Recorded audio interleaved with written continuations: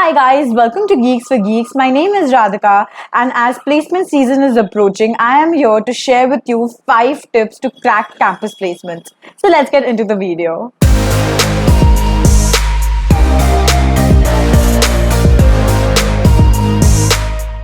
Tip number one would be to understand what kind of companies or what kind of job profile is best for you or you are best for, right? So campus placements generally start at the end of the third year or the beginning of the fourth year. So at this time, students are very much stressed about tracking just one placement, and hence they do not pay much heed to their preferences. They just do what everyone else is doing, that is applying for every company, sitting for every company, and then ultimately facing a lot of rejections. So there's a very famous quote by Stephen Richard that goes like, if you do what everyone else does, then you get what everyone else gets. So this is not what we have to do. We have to know our strengths, our weaknesses, and accordingly we have to decide that what is it that we can go for and achieve it. So we have to set a realistic goal for ourselves and then prepare accordingly. Now, why am I stressing over understanding the type of company that we want? Because every type, every category has their own requirements, and hence the question differs. So when you know that what you want, you will be able to prepare accordingly. For example, if you know that you want to go to product based companies, then you have to focus more on coding. Now, when I say this, I do not mean that you completely ignore other companies or you do not sit for them. Of course, you need to have a fallback, you need to have a backup. But your main goal should be said that this is the list of companies that will visit our campus, and I need to crack any one of them. So that is going to help you strategize your preparation in a much better way and in a much efficient way, right? Next is tip number two, that is, do not ignore your aptitude preparation. Now, people do not think that this is as important as their core subjects, and they want to spend more time on learning their core subjects, that they do not spend any time on aptitude. And the first round for any company or for any recruitment process is this aptitude test. So if you're not able to pass this test, you won't be able to showcase your knowledge of your subject, right? So you have to pay attention to this. Now, I'm not saying that you should invest all your time into this, but give 1 to 2 days in a week for 2 to 3 hours and practice tips and tricks for the maths problem that they ask in the assessment. So as soon as you can start preparing for aptitude tests, it will be better, because during the time of placement or when the companies have started visiting, you will be tension free of this part at least, and you will be able to focus on the more important thing, that is your core subjects at that point of time. So you should practice the maths problems that they ask, the English problem, that is verbal skills, and also the logic reasoning. And you need practice for these things, guys. You cannot just learn all these things 2 to 3 days before the test. You have to understand that these things require practice.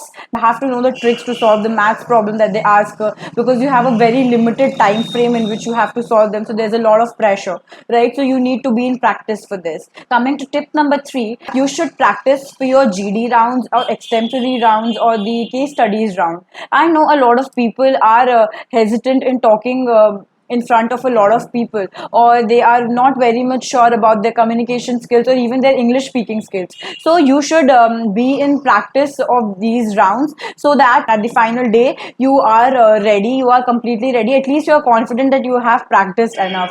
And from where can you do this? So a lot of placement cells of colleges organizes such activities right before the placement season starts, that they organize mock interviews or mock GD sessions or mock extemporary sessions. You should definitely take part in them.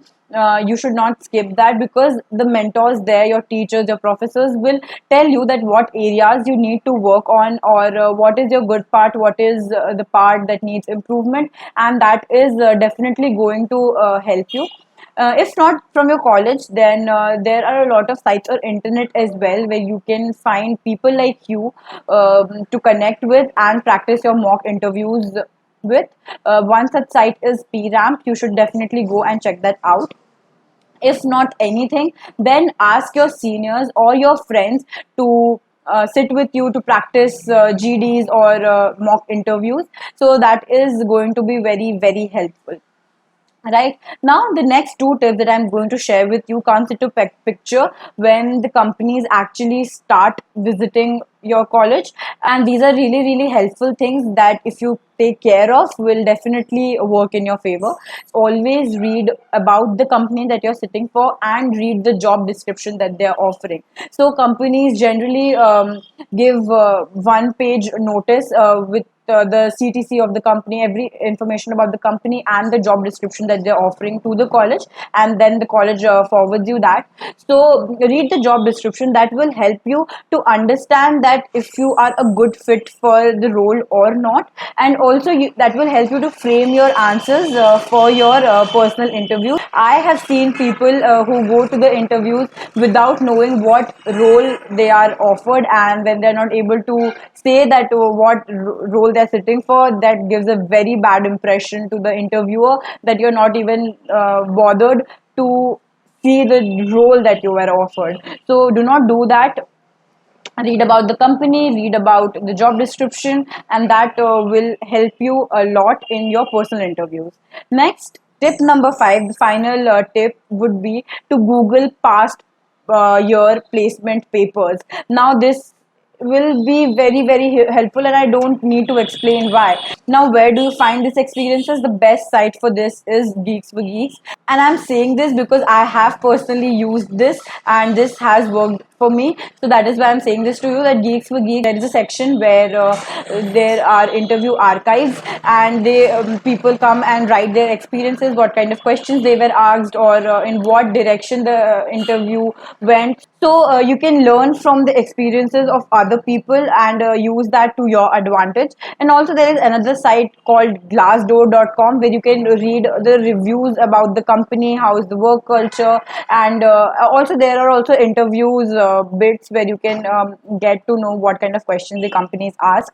So that is again something which is going to help you in your personal interviews round. So that was the 5 tips. Now before ending the video, I would like to share some hacks that will help you to prepare in a better way. The first one would be to follow the placement related pages on Instagram or Facebook or anywhere where you actively spend time on. So when you are randomly scrolling through your feed, you will find questions that were asked in previous interviews, or about the experience, or even these pages communicate about the contests that are happening, and that will help you to be alert, to be aware that you have a goal that you need to achieve. And also you will get to know about a lot of questions that are asked in interviews, right? And another hack would be to practice MCQ questions before your interviews, because that really requires your fundamentals to be very strong to solve those MCQs questions. Now again, these MCQ questions are on Geeks for Geeks, which I have personally solved